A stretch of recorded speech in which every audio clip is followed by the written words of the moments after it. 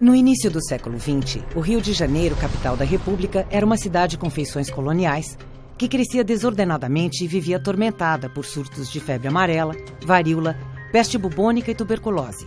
Essas doenças vitimavam um número grande de pessoas e atemorizavam os estrangeiros. Em 1902, o presidente Rodrigues Alves, um representante da cafeicultura paulista, chegou ao poder com a proposta de fazer uma reforma urbana na cidade e higienizá-la. O centro do Rio seria remodelado e ganharia avenidas largas, semelhantes às de Paris, capital francesa. As vias seriam adequadas à circulação de uma elite europeizada como a carioca, mesmo que para isso fosse preciso retirar à força as pessoas pobres que viviam em antigos casarões do centro. Para essa empreitada, Rodrigues Alves nomeou o engenheiro Pereira Passos como prefeito e o médico sanitarista Oswaldo Cruz como diretor-geral de saúde pública. Ambos receberam do presidente carta branca para agir.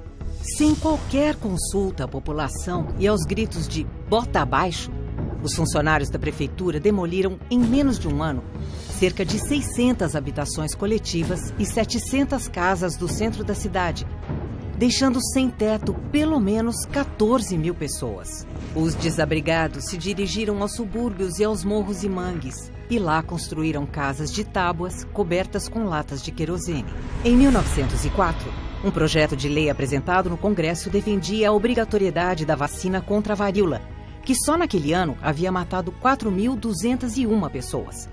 Esse projeto dividiu a sociedade carioca e foi o estopim para a revolta popular que ficou conhecida como a Revolta da Vacina. Não se falava em outra coisa. Segundo o projeto, os agentes de saúde tinham o direito de entrar nas casas e aplicar a vacina. Como as mulheres iriam permitir que um estranho visse e manipulasse o seu corpo? Havia ainda o medo de que a vacina inoculasse a doença ou levasse à morte.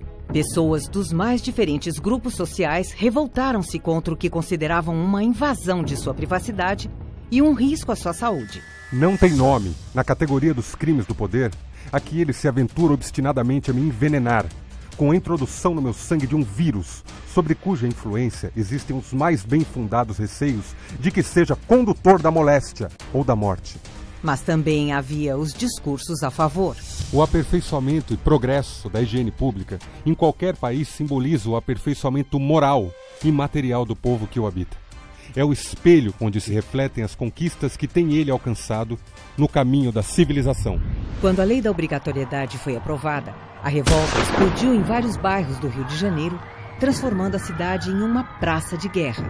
O governo, por sua vez, reagiu pedindo o apoio do Exército e da Marinha e ordenou o bombardeio de bairros e áreas costeiras. Em meio ao tumulto, militares e opositores ao governo de Rodrigues Alves tentaram um golpe de Estado, que fracassou num confuso confronto militar. Bairros inteiros, como o da Saúde, comandado pelo capoeirista Prata Preta, se defendiam em barricadas, reforçadas por postes de iluminação, trilhos de trem, bondes revirados, pedras e materiais da reforma da cidade. A resistência popular foi tão intensa que o governo revogou a obrigatoriedade da vacina. E, diante disso, a revolta retrocedeu. Com a situação sob controle, o governo partiu para a vingança. Prendeu e surrou civis e militares rebeldes e retirou das ruas mendigos e desempregados. Era o Estado brasileiro tratando os humildes com desprezo e truculência. Revoltosos como o líder Prata Preta foram colocados nos porões de um navio com destino ao Acre e nunca mais foram vistos.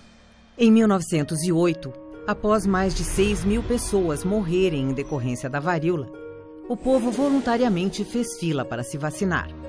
Sobre esse episódio, podemos nos perguntar de que outras formas o Estado poderia ter agido a fim de evitar o confronto com a população? Até que ponto a reforma ou higienização pode ter contribuído para a segregação espacial que se vê na cidade do Rio de Janeiro ainda hoje? E que relação é possível estabelecer entre aqueles tempos e os atuais?